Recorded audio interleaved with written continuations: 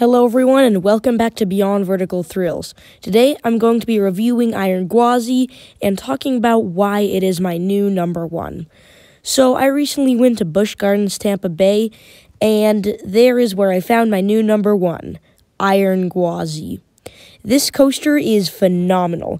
It has whippy inversions, it has great airtime, it's not the longest ride, but as I said in my vlog, you kind of almost want it to be over because you're being slammed up into your seat so many times and so hard because of all the airtime that it kind of hurts. But this coaster was just great. When I was sitting on the brake run, I immediately declared, "That is my new number one." It was my number one, and then when I got off, I ranted about how good it is and you know what everyone says. Is my new the point one. being, this ride is absolutely great. Let's start with the overall experience. So you make a 90-degree left-hand turn out of the station and then into a small dip. This dip doesn't really do anything unless you're in the back rows, and in the back rows, this just feels wrong. Like, look at that. Then you make a short unbanked turn into the lift hill. This lift hill is 106 feet tall, making this the tallest hybrid coaster in North America. After this, you crest over the top of the first drop, getting a great view of the park, and then the 91-degree beyond vertical drop.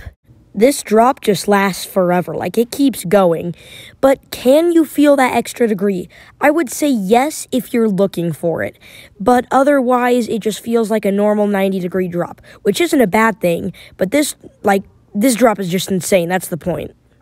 Next, you rise up into this huge outer bank.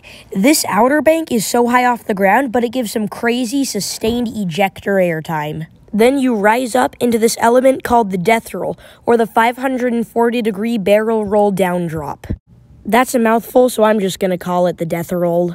This is where you rise high off the ground, then you flip the other direction, and then into a 540-degree roll while you're dropping.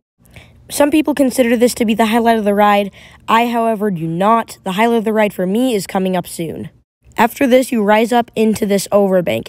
This feels like an inversion, although I'm pretty sure it's not an inversion.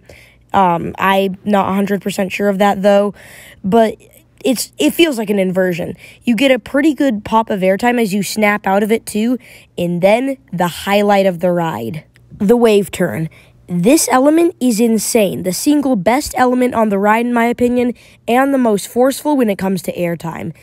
This element manages to throw you out of your seat on your side while you are flipped 90 degrees, and it's just absolutely insane. Like, it caught me totally off guard, single best moment of the ride.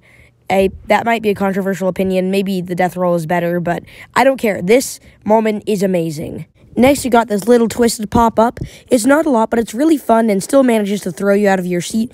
Then another wave turn or overbank, depending on what you want to call it. These two moments are not the most powerful, but, that's compared to the other moments on the ride. If this were on a ride that didn't focus on airtime, these still throw you out of your seat. They're still crazy. This is an RMC, so there's going to be insane elements, and this is one of them. Coming up is a 0G stall.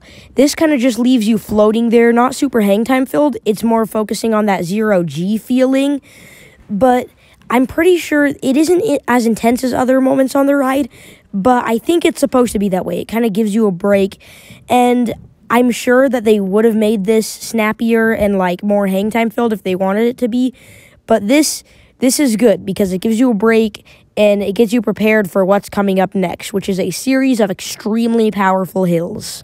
So after you kind of snap out of that 0G stall, you go up into this outer banked airtime hill, and then another airtime hill. It's kind of like a double down, and then this extremely powerful pop right here, and then after that you kind of do a little overbank. I think it's overbanked, maybe it's not. I think it's just 90 degrees. Anyway, you go into that and then into the brakes. But these bunny hills are extremely powerful and manage to throw you out of your seat and into your restraint.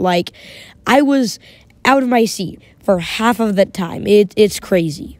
And finally, after all of that, you're left sitting on the brake run, contemplating what just happened. Overall, Iron Gwazi is just a masterpiece, perfectly designed and engineered by master designer Alan Schilke. He did an absolutely phenomenal job transforming Gwazi to Iron Gwazi. Anybody any day would take this over Gwazi. Well, like, duh, because it's an RMC over a GCI. But, like, this is just one absolutely insane ride. You have to get out to Busch Gardens, Tampa, and experience it.